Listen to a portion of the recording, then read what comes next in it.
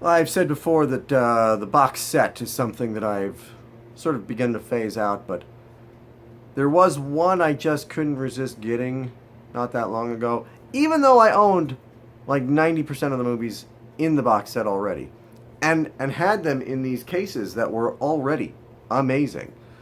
Nevertheless, I still felt the urge to get that, and that is this box set of the classic Universal monsters.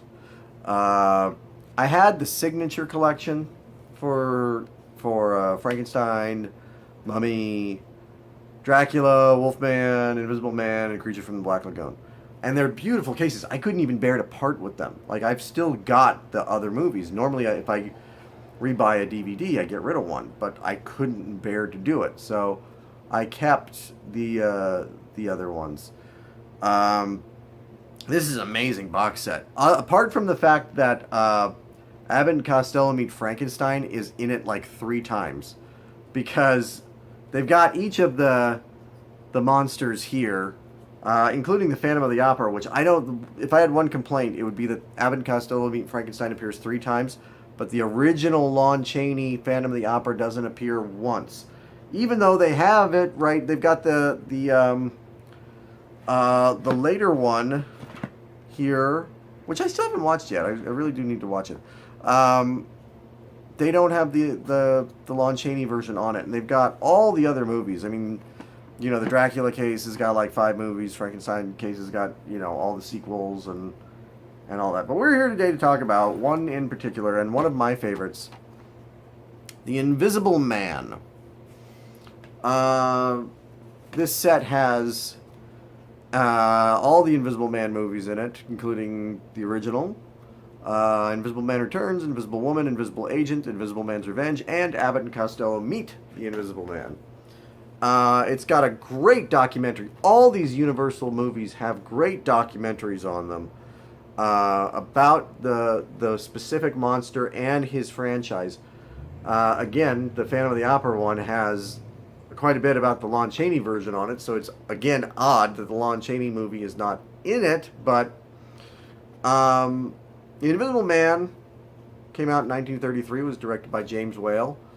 James Whale made a string of classic horror movies for Universal, including the original Frankenstein, The Bride of Frankenstein, and The Old Dark House.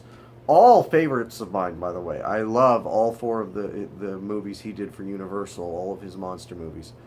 But The Invisible Man, to me, is one that, while not my favorite, it does hold a special place in my heart, because to me,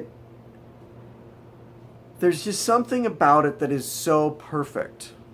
They don't miss a beat. They don't shy away from the problems an Invisible Man would have.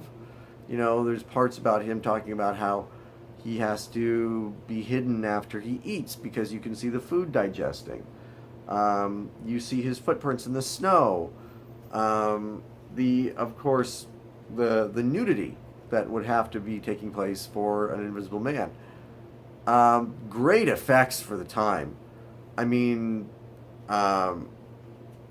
when he unwraps the bandages, he disappears, and it's fantastic. They really did a great job for the time. Groundbreaking special effects.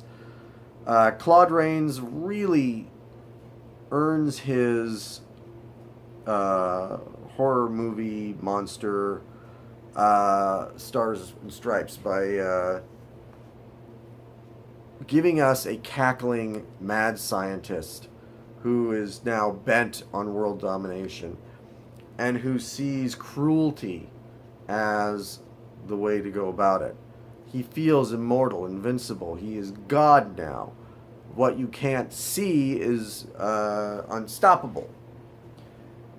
And there's a speech in it. Oh, the speech about, maybe we'll crash a train or two. Make no distinction, rich or poor, just these hands around the signalman's throat. It's so chilling and so fantastic, and yet it does have that same James Whale wit and charm that all of his movies were known for. Um, you know, it's a movie that if you haven't seen it, you have to. It's a must see. Um, Funnily enough, my kids don't think it's that great because they don't think that an invisible man is scary. Because, well, what can he do? He's only invisible. He doesn't have any other powers. But the invisibility to me makes him the scariest. More so than Dracula or Frankenstein's monster or the Wolfman. You see them coming. You don't see the Invisible Man coming, and there are great moments where people don't know if they're alone, and a certain paranoia creeps in. Is he there? Is he not? The audience doesn't know. And, you know, any negative space in a frame could be him. And to me, that's what makes it far more chilling in a lot of ways than any other monster movie.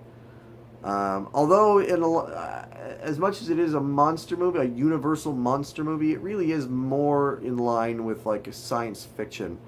What H.G. Wells originally did with the novel. I mean, this is chemicals. This is science. This is not magic.